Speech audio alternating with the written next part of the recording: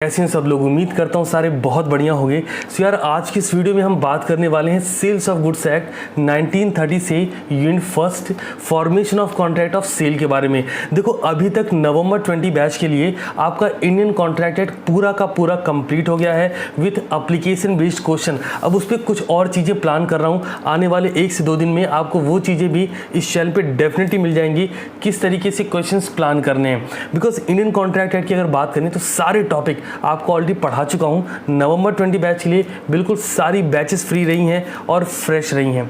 अब बात आती है sir sales of goods act 1930 की। सर इंडियन पार्टनरशिप एक्ट क्यों नहीं स्टार्ट करा, रीज़न बता देता हूं। जब आप कॉन्ट्रैक्ट एक्ट पढ़ें तो उसके तुरंत बाद आप सेल्स ऑफ गुड्स एक्ट अगर पढ़ लेते हो तो जो माइनर से माइनर पॉइंट होगा वो डेफिनेटली क्लियर हो जाएगा। कुछ एक बच्चे मिस्टेक करते हैं, वो कॉन्ट्रैक्ट के बाद पार्टनरशिप एक्ट स्टार्ट कर देते हैं, वहीं से ब्लंडर होना स्टार्ट होता है। क्योंकि सेल्स ऑफ गुड्स एक्ट 1930 में बहुत सारे टर्म ऐसे हैं जो कॉन्ट्रैक्ट से सीधे सीधे रिलेट करते हैं। अब कॉन्ट्रैक्ट समझ आया है, वहीं से स्टार्ट करना है सेल्स ऑफ गुड्स एक्ट। सो आज के इस वीडियो में जो आपका यूनिट फर्स्ट जाए, एक बार स्क्रीन पे देखिए यूनिट फर्स्ट में कौन कौन से टर्म डिस्कस होने वाले हैं। सबसे पहला पॉइंट आता है सर डेफिनेशन। हाँ, एक इंपॉर्टेंट बात स्टार्टिंग बोल दूँ आपको, आपका मॉड्यूल तो सर लेके रखना है। आपका ICI का मॉड्यूल मेरे पास है, ये मॉड्यूल ही प्रिफर करना है, कोई नोट्स कुछ भी नहीं चलेगा। सिर्फ एक काम करना है, आपका ICI का मॉड्यूल साथ रखिए, कॉपी पेन साथ लिखिए और स्टार्ट करते हैं। सबसे पहला पॉइंट देखिए, डेफिनेशन कवर करनी है। सेकंड नंबर पे सेल वर्ड से agreement to sale, third number पे हायर परचेज से, फिर बेलमेंट से, फिर contract for work and labour, modes of forming contract of sale क्या है, destruction of subject matter, ascertainment of price and stipulation as to time. आपके model में हो सकता है ये जो stipulation as to time section 11 है यूनिट सेकंड में शिफ्ट हो गया, अगर आपके पास मॉड्यूल पुराना हो, बट टेंशन मत लो, ये इसी मॉड्यूल का पार्ट है।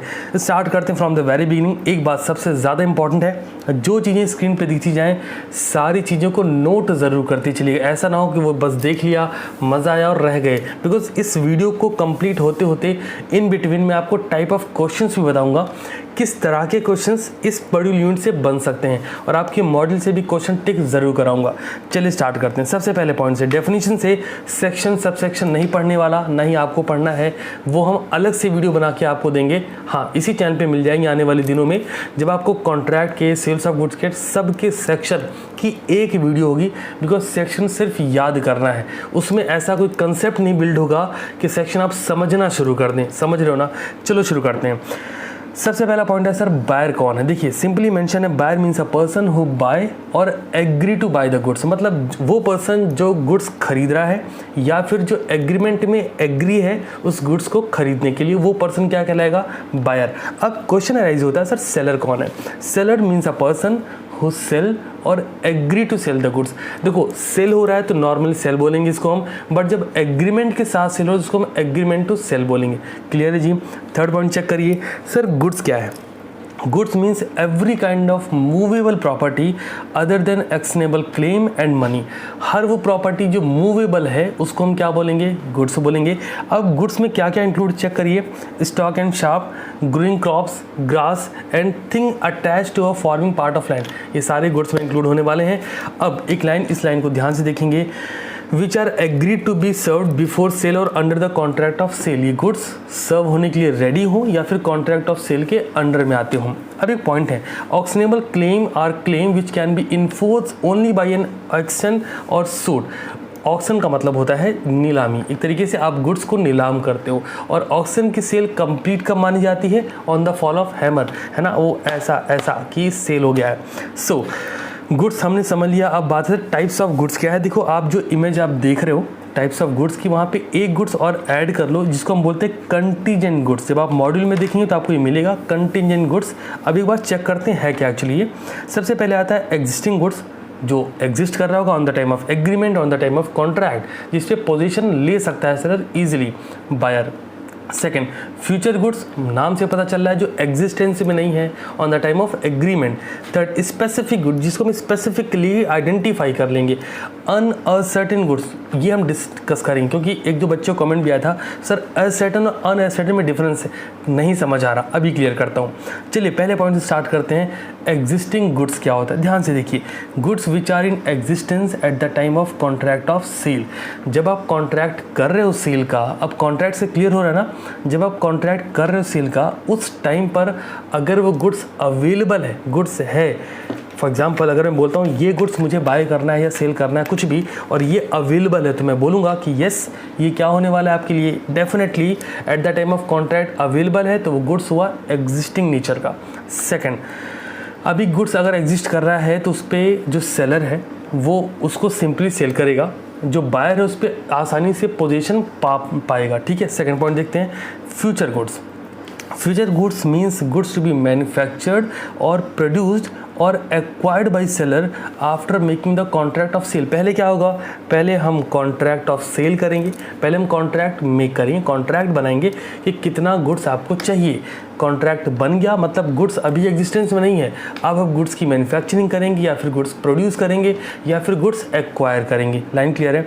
तो ऐसा जो गुड्स होगा, in case of future goods there is an agreement to sale, मतलब पहले वाले पार्ट में सेल हो सकता है, एग्जिस्टिंग गुड्स में क्या है, आपने सामान दिया, पैसे लिए, बात खत्म।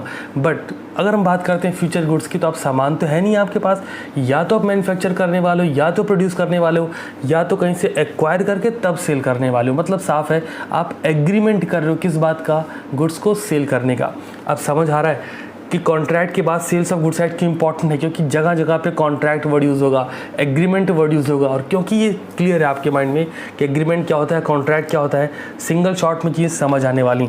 चलिए अगला पॉइंट देखिए, स्पेसिफिक गुड्स क्या होता है।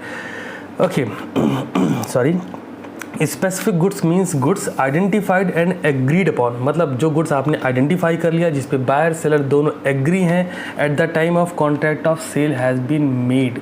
जिस टाइम पे आप कॉन्ट्रैक्ट ऑफ सेल बना रहे हो उस टाइम पे बायर सेलर दोनों एग्री हैं, बायर ने आइडेंटिफाई कर लिया कौन सा वाला उसे बाय करना है। फॉर एग्जाम्पल आप एक शोरूम पे जाते हैं, आप एक LED परचेज़ करना चाहते हैं, टीवी परचेज़ करना चाहते हैं, बहुत सारी टीवी रखी है, आप उसमें स्पेसिफिकली बोलते हो ये वाला, तो आपने क्या करा है, स्पेसिफिक गुड्स, कि है तो बहुत सारे बट मेरे को यही वाला चाहिए, इसको बोलते हैं स्पेसिफिक नेचर गुड्स।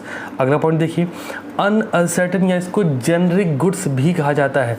अब ये है क्या sir, goods defined only by description, ऐसा गुड जो डिस्क्रिप्शन से डिफाइन होता है, and not identified and agreed upon, जिसको आप ना आइडेंटिफाई कर पाते हो ना जिस पे आप एग्री हो पाते हो। लेकिन हाँ, वो गुड्स कैसे आप आइडेंटिफाई कर सकते हो, एक तरीके से डिस्क्रिप्शन से। तो गुड्स जो डिस्क्रिप्शन से डिफाइंड होगा उसको हम बोलेंगे अनअसर्टेन या फिर generic goods. Clear? Next point discuss करते हैं, असर्टेन गुड्स क्या है। सिंपल हो गया, अनअसर्टेन जब हमने बोला तो हमने क्या बोला, वो गुड्स जो आइडेंटिफाई होते हैं वाया डिस्क्रिप्शन। अब हम बोल रहे हैं असर्टेन गुड्स क्या है, means goods identified in accordance with the agreement after the contract of sale has been made. जब आप कॉन्ट्रैक्ट ऑफ सेल बना लेते हो उसके बाद एग्रीमेंट के थ्रू हम उसे आइडेंटिफाई करते हैं। समझना, अनअसर्टेन गुड्स कैसे डिफाइन करोगे, बाय डिस्क्रिप्शन, और असर्टेन गुड्स कैसे डिफाइन करोगे, बाय कॉन्ट्रैक्ट, जैसा कॉन्ट्रैक्ट आपका हो रखा है। चलिए अब बात कर लेते हैं गुड्स इन डिलीवरेबल स्टेट, फिर डिलीवरी क्या है, फिर टाइप्स ऑफ डिलीवरी। चलिए सबसे पहले था गुड्स इन डिलीवरेबल स्टेट। इसका मतलब क्या है, goods are said to be in deliverable state when they are in such a condition that the buyer is bound to take delivery of them under the contract। मतलब ये वो condition है जहाँ पर बायर पूरी तरीके से एग्री कि ठीक है जी, अब इस गुड्स की डिलीवरी तो मुझे लेनी ही पड़ेगी, मेरे पास कोई ऑप्शन नहीं है। क्या होना चाहिए इसका मतलब साफ है, बायर लाइक यहाँ पे फ्री कंसेंट वर्क करेगा, मतलब agreed upon same thing in the same sense.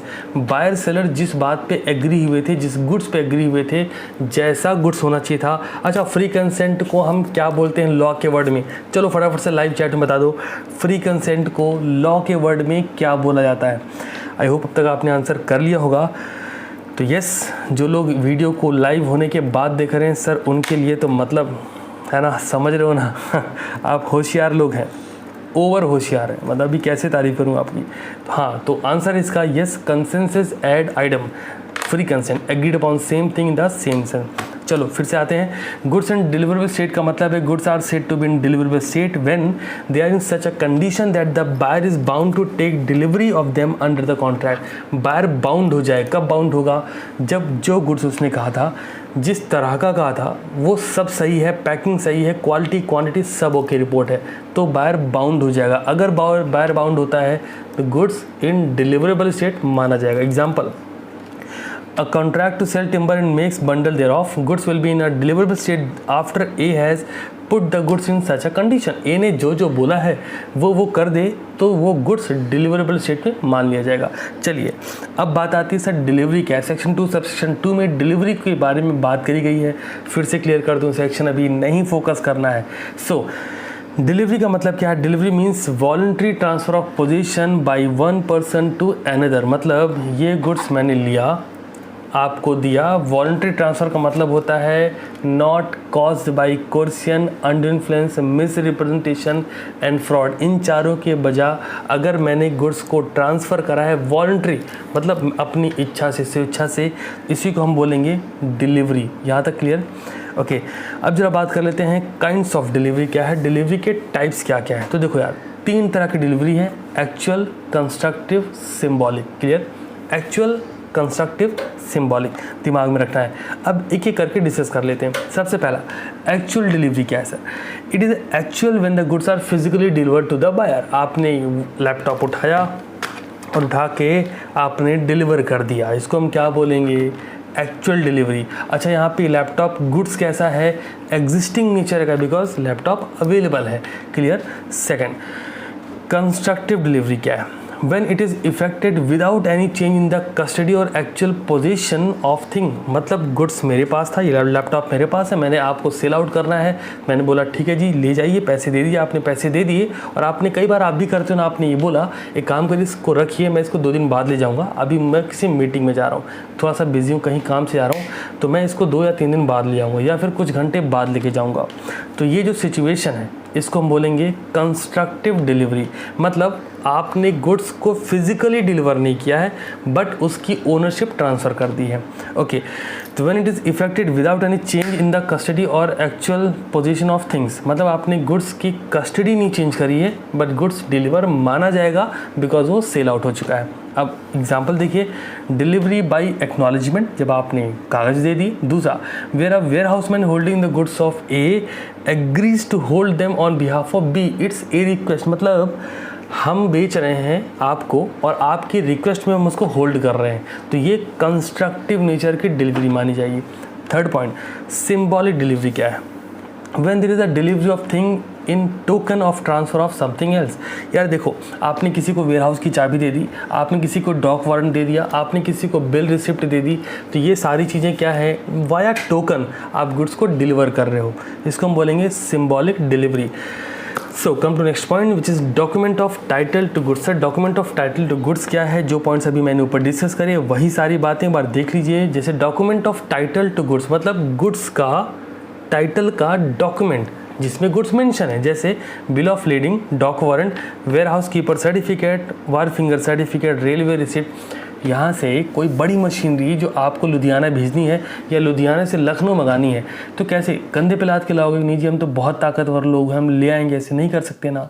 आप क्या करोगे? वहाँ से रेलवे में रखा जाएगा, यहाँ पे रेलवे से आएगा, तो आपके पास क्या होगी? रेलवे की रिसिप्ट होगी।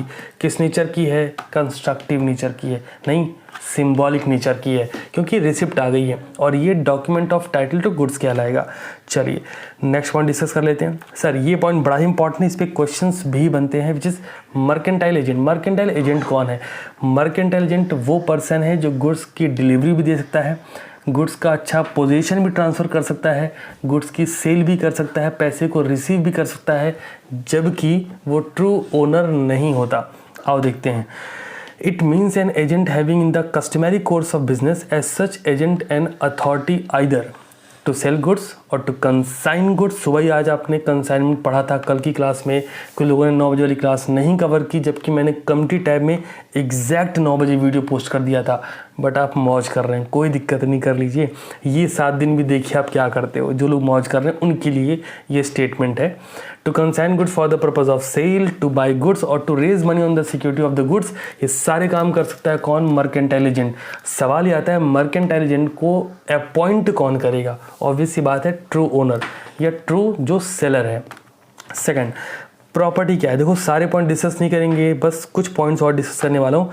Property it means general property, मतलब right of ownership in goods, goods पे आपकी ओनरशिप के राइट्स हैं, and not merely special property. जब हम प्रॉपर्टी वर्ड का यूज़ करते हैं तो जनरल प्रॉपर्टी की बात करते हैं, स्पेशल प्रॉपर्टी उसमें इंक्लूड नहीं होता। सर नेक्स्ट पॉइंट है हमारे पास इंस्टॉलमेंट। अभी इंस्टॉलमेंट कौन है? A person who is unable to pay his डेप्ट ओवर हिज एसेट्स, एक ऐसा व्यक्ति जिसकी लाइबिलिटीज उसकी एसेट से बहुत ज़्यादा है और वो उसे पे ऑफ नहीं कर पा रहा, मतलब डेप्ट पे नहीं कर पा रहा, उसको हम बोलते हैं instalment. Okay, so come to last point of the session, contract of sale क्या है? कॉन्ट्रैक्ट क्लियर है ना, जहाँ पे हम बात करते हैं एग्रीमेंट की जो कॉमर्शियल नेचर का होना चाहिए और जिसे हम लॉ से इन्फोर्स करा सकें।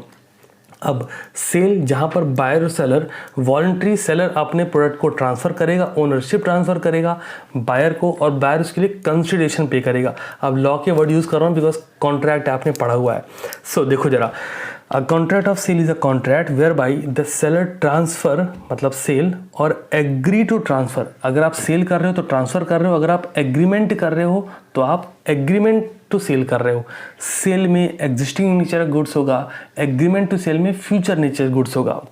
प्रॉपर्टी मतलब ownership in goods to the buyer for a price, simple as that. आप एक ऐसा कॉन्ट्रैक्ट कर रहे हैं, मतलब सेलर और बायर के बीच में, जहाँ सेलर अपनी प्रॉपर्टी मतलब ओनरशिप को ट्रांसफ़र कर रहा है, पोजीशन को ट्रांसफ़र कर रहा है गुड्स के साथ बायर को। एसेंशियल एलिमेंट कौन कौन से? एसेंशियल एलिमेंट पर ध्यान देना, एटलीस्ट 2 पार्टीज, कॉन्ट्रैक्ट में कितनी होनी चाहिए? 2। दूसरा, subject matter of contract must be goods, contract का सब्जेक्ट मैटर गुड्स होना चाहिए बिकॉज कॉन्ट्रैक्ट किसका हो रहा है? सेल का। तीसरा, price in money only not in kind should be paid और प्रॉमिस्ड, पे करो मतलब सेल करो, और प्रॉमिस करो मतलब एग्रीमेंट टू सेल करो। प्राइस बोले तो consideration. Next, transfer of ownership in goods, आप ओनरशिप ट्रांसफर करो। Next, a contract of sale must be absolute और कंडीशनल, कंडीशनल हो सकती है कि जब इतना दोगे स्टॉक तो इतने पेमेंट में करने वाला हूँ, एब्सोल्यूट भी हो सकती है। अच्छा, एब्सोल्यूट और कंडीशनल से याद है, जब मैं आपको कंटीजेंट कॉन्ट्रैक्ट पढ़ा रहा था 2 दिन पहले की क्लास में, तो वहाँ मैंने जब कंटीजेंट कॉन्ट्रैक्ट डिस्कशन किया तो स्टार्ट मैंने यहीं से कराया था कॉन्ट्रैक्ट के नेचर ऑफ टाइप में, जहाँ मैंने बोला था एब्सोल्यूट नेचर और कंटीजेंट नेचर का, ये वो पॉइंट है। अच्छा, एक पॉइंट हमारा छूट रहा है, कंटीजेंट नेचर का जो गुड्स था है ना, वो बता देता हूँ। एक ऐसा गुड्स जो एग्जिस्टेंस में नहीं है, किसी कंडीशन पे डिपेंड करेगा, अगर वो कंडीशन सेटिस्फाई करेगी तो हम आपको सेल आउट कर देंगे। एग्जाम्पल, कंटीजेंट गुड्स बता रहा हूँ, ध्यान से सुनो है ना, इधर उधर मत देखो, यहाँ ध्यान दो। लाइक एक्स ने वाई को बोला कि मैं तुझे ये पर्टिकुलर पेंटिंग सेल आउट कर दूंगा, लेकिन अगर मैं जेड से इसे छुड़ा पाया या छीन पाया तो ये कंडीशन है, या मैं जेड से परचेज कर पाया तो ये कंडीशन है कि अगर मुझे जेड से मिलेगा तो मैं तुझे सेल करूँगा। इसी को हम बोलते हैं कंडीशन बेस्ड या फिर कंटीजेंट इन नेचर, कि अगर वो हुआ तो मैं आपको सेल आउट कर पाऊँगा। सो आखिरी पॉइंट इसमें, other essential of a valid contract. Sir other essential element of a valid contract होने चाहिए। अब जरा जल्दी से बता दीजिए essential element of a valid contract क्या क्या है। आप लोग को ये ऑलरेडी डिस्कस कर चुका था। वैलिड कॉन्ट्रैक्ट की जब भी हम बात करते हैं तो एसेंशियल एलिमेंट क्या क्या निकल के आते हैं। एग्रीमेंट होना चाहिए है ना, वो कॉन्ट्रैक्ट नेचर का होना चाहिए, ऑब्वियस सी बात है। एग्रीमेंट हो, फ्री कंसेंट हो जिसको हम कंसेंसस एड आइटम बोलते हैं, कॉम्पिटेंसी ऑफ द पार्टीज मतलब पार्टीज कॉन्ट्रैक्ट परफॉर्म कर सकें, कौन, मेजर हो, पर्सन ऑफ साउंड माइंड हो, person not disqualified by law हो। अगला, लॉफुल कंसिडरेशन, कंसिडरेशन लॉफुल होना चाहिए, लॉफुल ऑब्जेक्ट होना चाहिए, not expressly declared void, intention to create legal relationship, इसका एक्सेप्शन क्या है, बल्फर वर्सेस बल्फर। समझ आ रहा ना ये सारे पॉइंट, अब यहाँ पे वर्कआउट करेंगे। सर्टेनिटी ऑफ मीनिंग, भैया तेल दे दो वाला एग्जांपल ध्यान है, सर्टेनिटी ऑफ मीनिंग होनी चाहिए। पॉसिबिलिटी ऑफ परफॉर्मेंस, आबरा कडाबरा छो, ये नहीं चलेगा। और आखिरी में लीगल फॉर्मेलिटीज़, वो बंदा हो, उसके सिग्नेचर मैच करे, वो एलिजिबल हो, कॉन्ट्रैक्ट एक प्रॉपर एग्रीमेंट पे हो रहा हो, लीगल पेपर हो, ये सारी बातें इन्वॉल्व होनी चाहिए। So that's all from my side. अब बात कर लेते हैं आपकी यूनिट फर्स्ट से कुछ क्वेश्चंस की। मॉड्यूल ओपन करिए जल्दी से और जरा दिखाता हूँ आपको कौन से क्वेश्चंस इससे पिक करने। कल की क्लास में हम यहाँ के आगे से शुरू करेंगे। अच्छा, बुक को ध्यान से देखो, इसी तरीके से आपकी बुक होनी चाहिए। बुक को इस नीयत से पढ़ो कि अगले अटेम्प्ट में इसको वापस से ना पढ़ना पड़े। मैं तो कुछ बच्चे बड़ा साफ़ सुथरा रखते हैं बुक, वो 3 तरह की नोट्स बना रहे होते हैं। मुझे तो समझ नहीं आया ऐसा क्यों करते हैं, but it's up to you, क्या कर सकते हैं इसका। सो आपके थ्योरेटिकल क्वेश्चन में 3 क्वेश्चन अवेलेबल हैं, जिसमें से पहला क्वेश्चन आप लोग को पूरी ईमानदारी से करना है और तीसरा question number 1 and question number 3, ठीक है जी। Question number 1 and question number 3 फटाफट से देख लीजिए। सिर्फ ये 2 क्वेश्चंस आप लोग को लिख के प्रैक्टिस करने हैं। दोनों के आंसर भी बुक में ऑलरेडी गिवन है। चलिए मिलता हूँ कल की क्लास में, कल की क्लास से पहले शाम 6 बजे अकाउंट की क्लास में, और तब तक के लिए शानदार रहिए और पढ़ते रहिए।